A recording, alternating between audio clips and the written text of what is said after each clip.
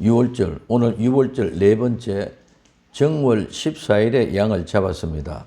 출애굽기 12장 6절에 이달 14일까지 간직하였다가 해 질 때에 이스라엘 회중이 그 양을 잡고, 레위기 23장 5절에 정월 14일 저녁은 여호와의 유월절이요.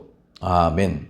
이스라엘 백성들이 이집트 땅에서 탈출하기 전날 밤 아비벌 즉 1월 14일에 양을 잡아 문 인방과 좌우 설주에 양의 피를 발라서 장자의 죽음을 면하게 되었는데, 그 이후부터 유대인들은 이날 1월 14일을 틀림없이 지켜오고 있습니다. 이들은 양을 잡을 때에 어린 양의 옆구리를 칼로 찔러 피를 따로 취하고 유월절 양 고기를 먹었습니다. 첫 번째, 1월 14일은 예수님과 관계가 어떻습니까? 유월절 양이 아비벌 1월 14일에 죽임을 당하였던 것처럼 예수님께서도 정확하게 1월 14일에 십자가에 못 박혀 돌아가셨습니다.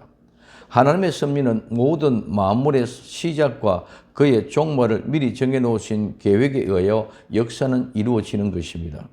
예수님의 죽으실 때에 유월절인 1월 14일로 구약에 예언되었기 때문에 그 전에 잡히시도 죽으시지도 않으셨습니다.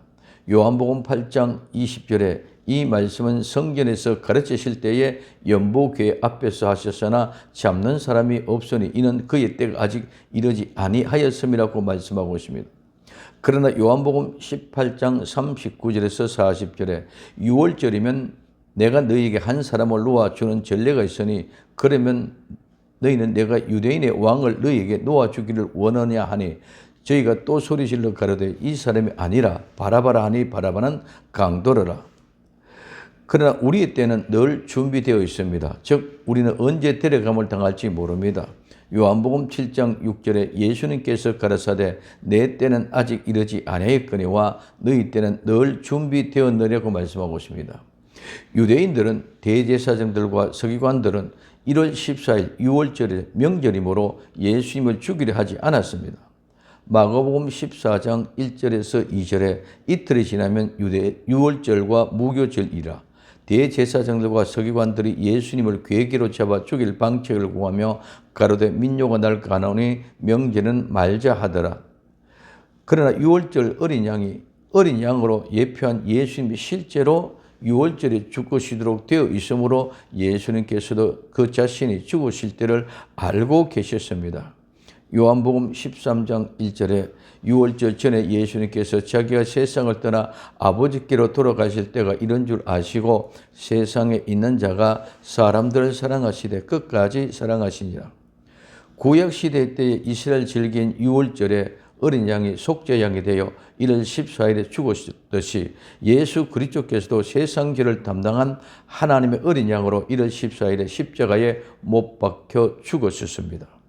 이는 하나님의 시간 계획표에 의해서 인간들이 불법 재판을 유도시켜서 정확하고 계획된 날짜에 예수님을 못 박게 하는 놀라운 하나님의 섭리를 발견할 수 있습니다.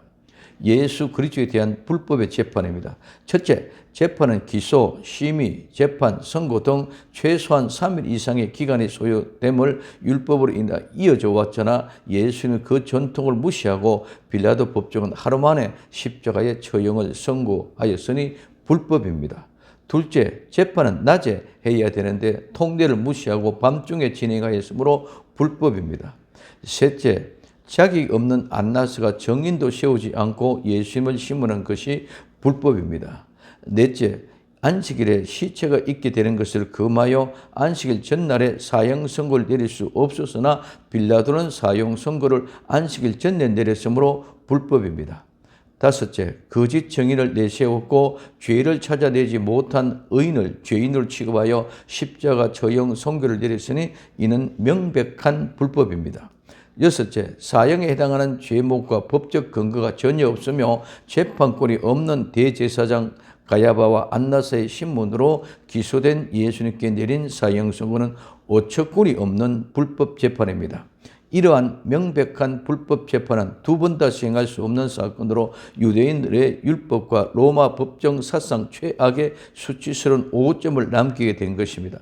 그러나 이러한 상황은 하나님의 철저한 구원 계획이 일정표에 의해서 1월 14일 하나님이 어린 양 예수 그리스도가 유월절 어린 양에 실제로 성취되어야 할 예언이었기 때문에 인간의 심리로 불법 재판을 이끌어서라도 하나님의 뜻을 이루신 것입니다.